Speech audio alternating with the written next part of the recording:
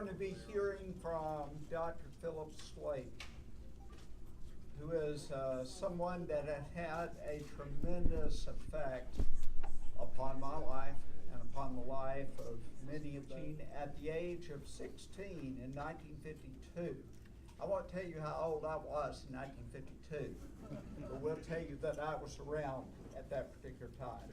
And Phil has continued unabated preaching at various locations in Tennessee and Texas and Kansas and England over the years. Phil graduated from David Lipscomb in '57, which is also the year in which he and Pat were married. They have 3 children, 8 grandchildren, and 3 great-grandchildren. I hope I've gotten that right. And then Phil and Pat came here 1960, 1961, and he became one of our graduates. And ultimately, he graduated from Fuller with a doctorate in missiology. I was privileged when I came here in the 70s to have Phil as one of my preachers at the Park Avenue Church, and also as one of my teachers here. And one of the things that really sticks out in my mind about Philip during that time was walking into his office one day when his door was open, and there was Philip with a psalm book, and he was just sort of humming along to himself, and tears were streaming down his eyes. That's just one of the little things that has had a tremendous influence on me, because I know the kind of man that he is. When I came back in '83, he was here as a colleague, and I had the privilege to serve with him for a number of years. And then in '86, he became the dean.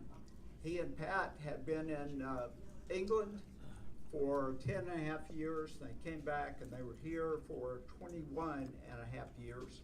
He served as dean for 6 of those years, beginning in 1986. And we're fortunate to have them living in Cordova now. He retired at age 65 and has been working with a variety of churches since then, helping them with their mission work. He's always been interested in missions, in preaching, and in the spiritual life of preachers. So we look forward to the remarks that he'll make to us this evening.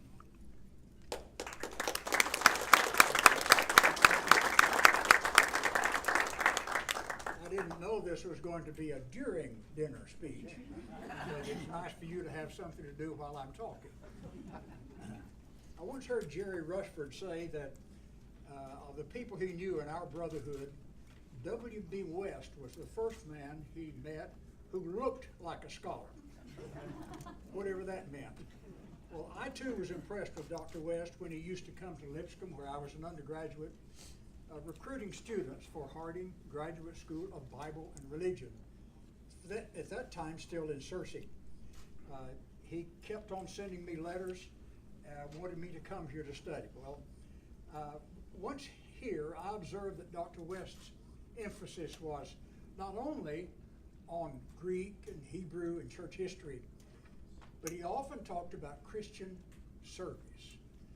And by that, I understood he meant preaching, teaching, mission work, just whatever was involved in applying what we learned here at a responsible level.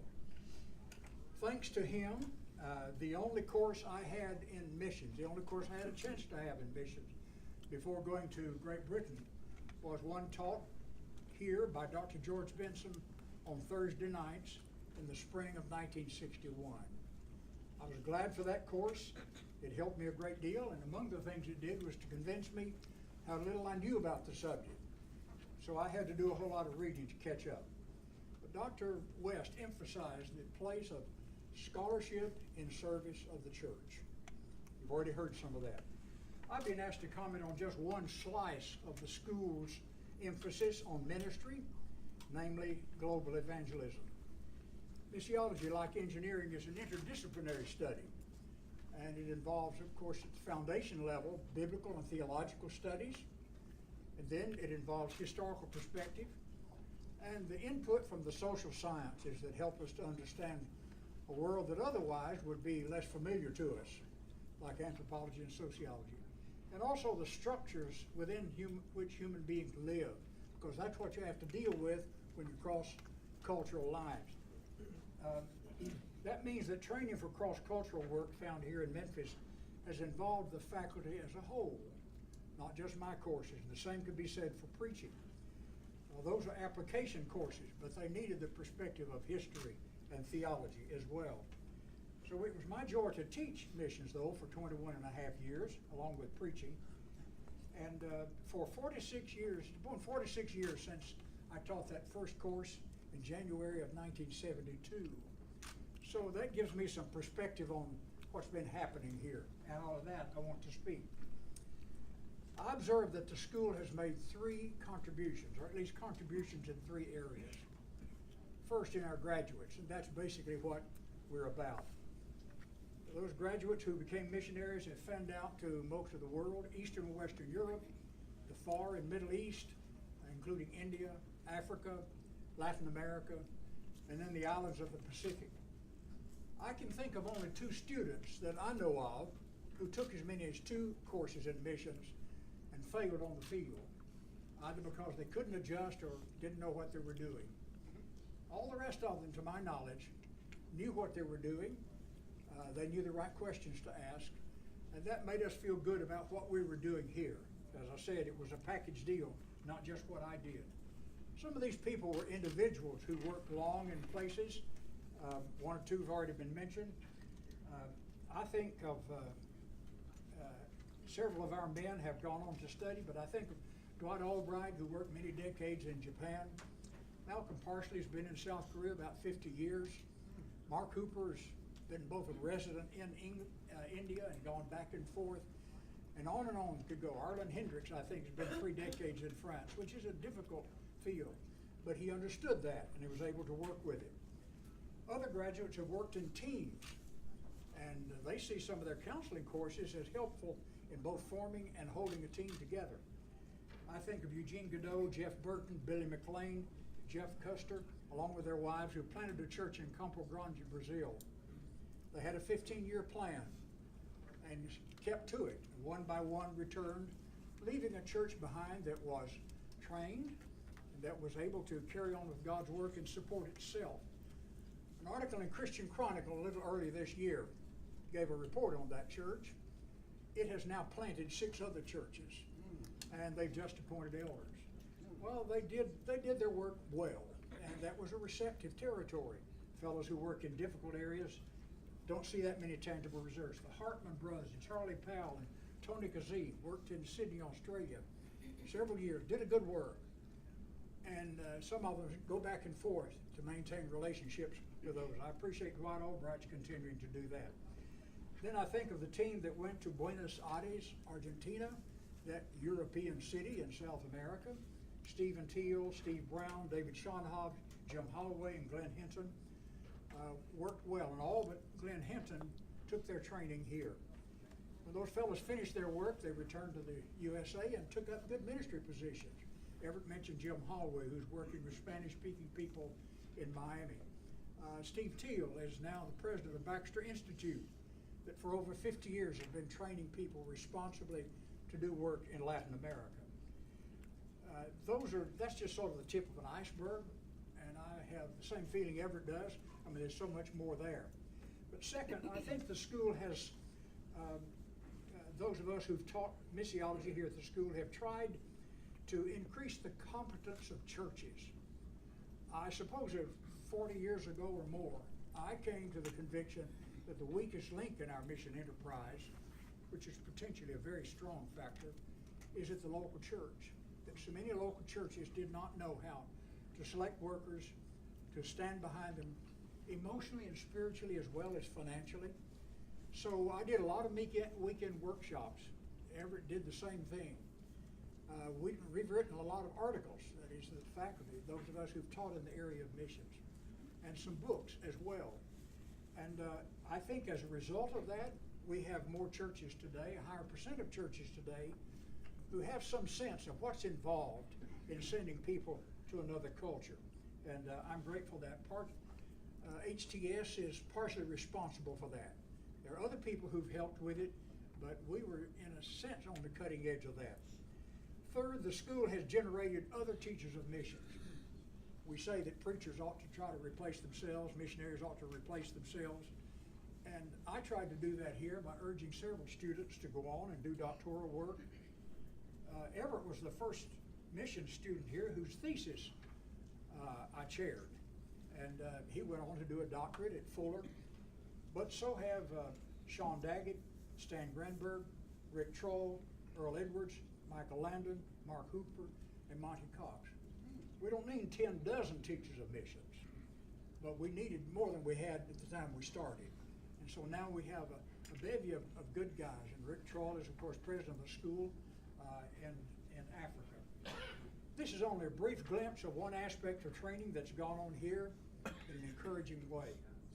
And I say, may it continue under the kind hand of God. I'm glad to be with you today. Amen.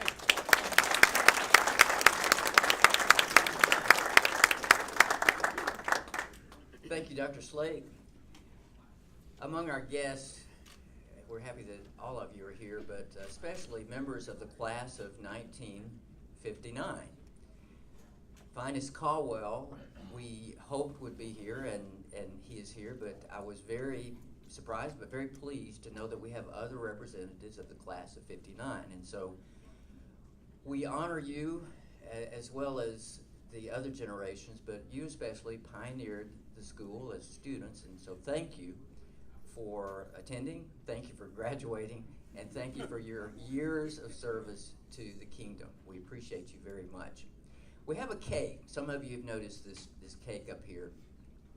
The fire marshal wouldn't let us put 60 candles on it, and Bob Turner kind of frowned on it too, because we are in a library. But we do have a few candles, and so that's permissible to light a candle. When you have a big occasion, you light candles, and so we're going to do that. And I've asked Phyllis to represent the class of 1959 as we blow out this candle. Kathy Ray there has the matches, but wait. Give me just a minute, Kathy. We're going to sing the HST Alma Mater. I'm sure you have it on the tip of your tongue.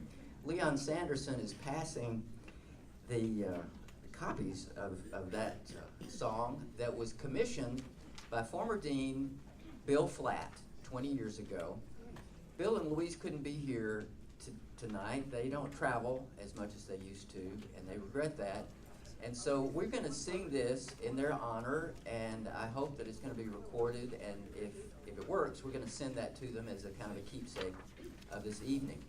It's also my pleasure to introduce, for the first time on a world stage, the HST Singers.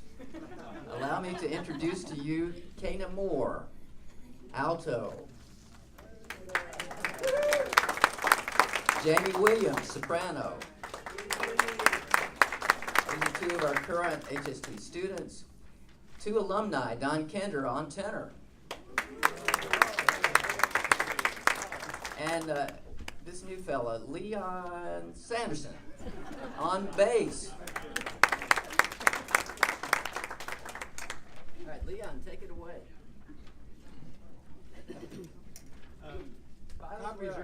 Copies are going around, and try to get one of those. Don Kender and Bill Flatt wrote the words. I believe they wrote all three verses, and therefore we should sing all three verses today, which doesn't often happen.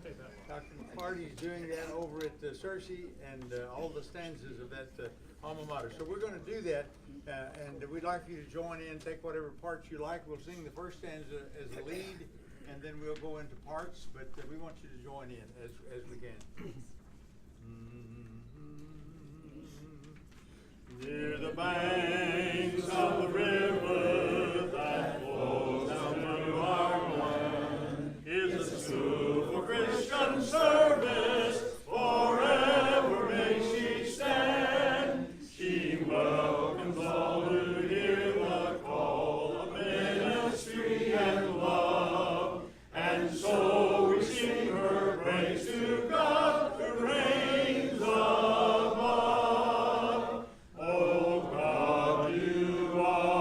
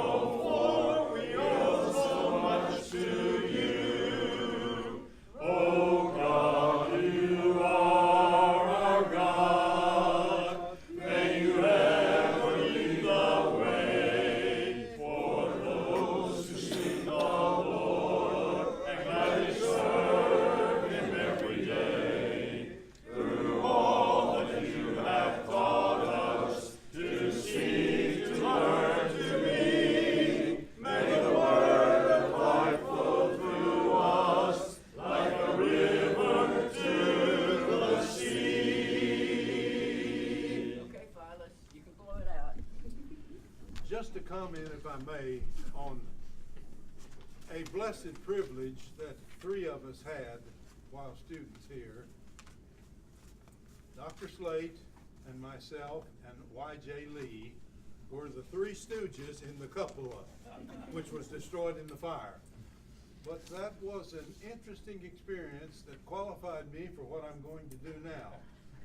Philip told me just a short while ago, he said, you would take Dr. Lewis's class notes, get as far over in the corner as you could, and read them out loud to yourself most of the night in trying to comprehend what had been presented in such a marvelous way.